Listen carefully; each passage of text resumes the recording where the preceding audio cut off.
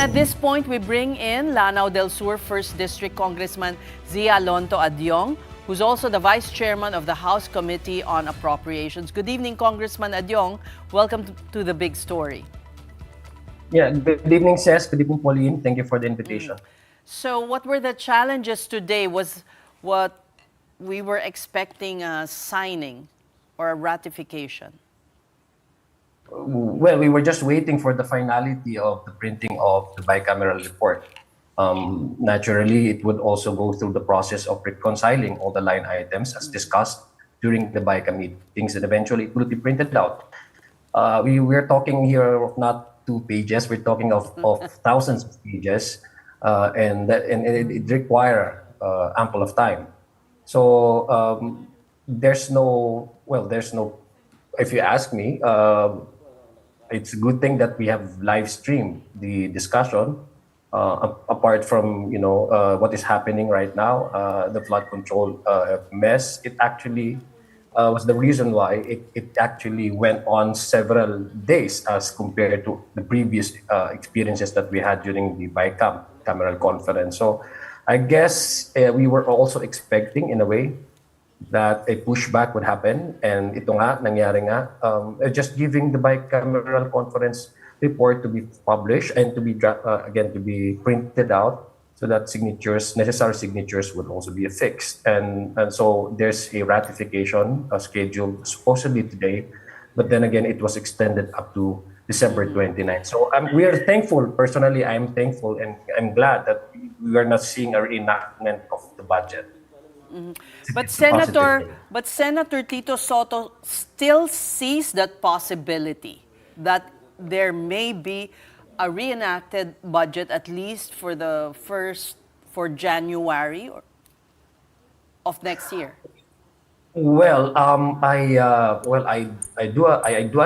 do respect the opinion of Senate President Tito Soto, but I'm coming from a position where I could safely say that since the bicameral conference debate and discussion was already over, we already had that initial understanding that both the Senate contingent and the House contingent, for that matter, agreed on contentious and conflicting provisions, disagreeing provisions in the submitted HGAB, as opposed also to the version of the Senate. So my understanding is it would only be reenacted if there is no consensus reached between these two contingents, meaning if there's a stalemate or deadlock as far as the disagreeing provisions in the line item of HGAB versus that of the Senate is concerned. So currently, right now, we do understand, based on the pronouncement of Senator Gatchalian, the chairman of the Finance Committee, with his counterpart from our contingent, Chairman Mika Swansing. In fact, they immediately after they had done the deliberation, they came out to hold an ambush interview so that the public can be guaranteed that there won't be any reenactment of the budget. So I understand the opinion and I respect the opinion, but I am more inclined to the Malacañang finally fixing the president's signature once we transmit this GAB to Malacañang to make it officially a law. But Congressman, are you confident that President Bongbong Marcos will indeed sign this by December 29, on the same day that you will be transmitting this to Malacañang? Because with that's assuming that he will not be vetoing any line item. So what makes you confident, Congressman, that won't happen? As far as the House contingent is concerned, and what we have seen, and what we saw, what we witnessed during the live stream of the bicameral conference, I am confident that all the disagreeing provisions in the GAB, in the HGAB in the Senate version were all aligned and they were all reconciled. But again, I would not even preempt to even say that the president will definitely sign the GAB. That would entirely be up to the palace. But those disagreeing provisions, which actually came out, as a result of this flood control controversy, I believe it was exhaustively discussed between the two contingents. Secretary Vince Dizon came out. Even that, I think, if my recollection is correct, that's the first time that a cabinet member who belongs to an executive branch was invited and was given the opportunity to talk and explain his or her budget, no, budget of his agency. That never happened in the past bicameral conference discussion. So I guess when the disagreeing provisions were there was a cut of the budget supposedly requested after finally appreciating the cost of materials, etc. It was reduced into 20-something billion pesos. I guess that's a good reason for the executive branch to also be in line with the direction of the BICAM, which is to provide a budget for the president, for the bureaucracy, or for the entire bureaucracy's expenses in 2026, sound and well-intentioned. Yeah. Why are you so against a reenacted budget, even for only a portion of January? Well, first and foremost, what we did and what we actually told the public is that we wanted a budget that gives credence to the constitutional provisions, prioritizing our educational sector as the number one recipient of the chunk of the budget that we will allocate and we will appropriate for the year's expenses. In 2026, we have actually added up more than hundreds of billions. The total amount for the educational sector is about, I guess, trillion pesos now in 2026. So you're talking of the backlog. It will address the backlog for schoolrooms backlog, 40,000 according to the Education Commission, 40,000 backlogs that we need to construct enable for us, Yes, the government, to accommodate. So my point, ma'am, says is that if we enact the budget, I'm just citing to the educational sector. Okay. If we enact the budget, that would absolutely be, it would not be implemented, for the I do understand the concern of Senate President Soto that he wants to really scrutinize the budget and doesn't want a repeat of what happened last year, wherein parang pro forma na lang na hindi inisa-isa lahat.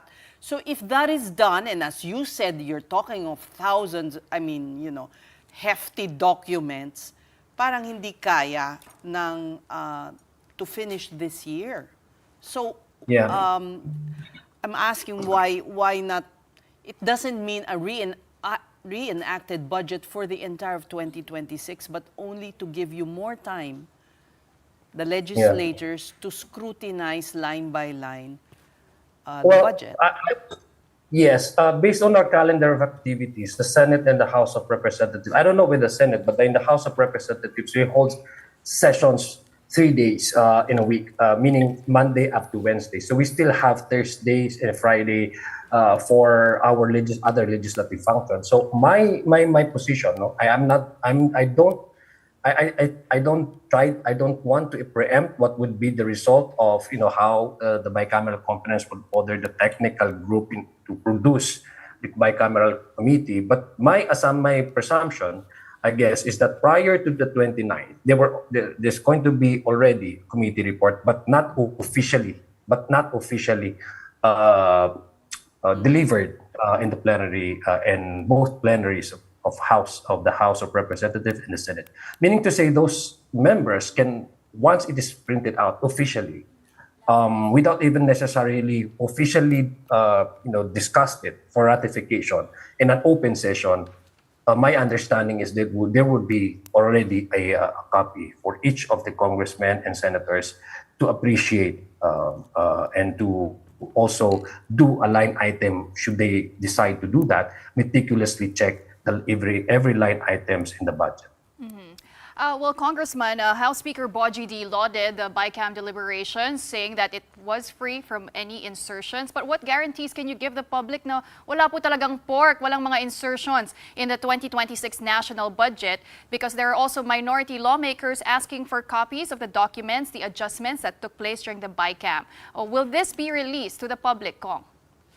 Well, first and foremost, I'd like to clarify, when you talk about insertions, that is a line item that is not present under the NEP, meaning to say it was inserted and behind closed doors. Normally, what we've seen in the previous GAA was it was inserted during the bicameral conference. That's why we had the bicameral conference live stream so that people would know kung ano nangyari po dyan. So it big sabihin, the line items that was discussed, all the line items that were discussed and voted upon by the House of Representatives were all products of the submission of the executive branch under the NEP, the National Expenditure Program. But there is also we call about appropriation. There's also that mandate for the House of Representatives to readjust, increase and decrease each of the line items, discussed in the committee and then discussed in the plenary. So everything was done not only via proper and legal manner, but it just was also live streamed and documented well by the public. So when you talk about So, insertion, Congressman, walang insertion pero may pork. there is, soft yes, pork. I would agree. Yes, I would agree that there is, but the part that we're talking here about is if it's a lump sum budget, but all the budget that was submitted and the NEP were line items, right? So it's just a matter of increasing, decreasing, and there are also a lot of agencies that kasi karamihan po sa mga budget talaga ng mga per agencies, hindi yun yung original na sinasabit nila sa DBCC. Some of the budgets were reduced because of the utilization rate. And once we hold the committee deliberation, some agencies even request the sponsors for their budget to increase a certain line items, and that's the power of the House. That's what you call balancing all the. But you have also be conscious about the ceiling. You cannot go beyond even a single cent.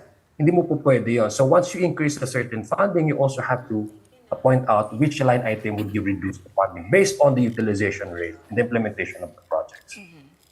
Okay, so we'll see each other again on December 30. Thank you, Ma'am. All right, thank you for talking to us, Thank you, Congressman thank you. Zia Alonto Adiong.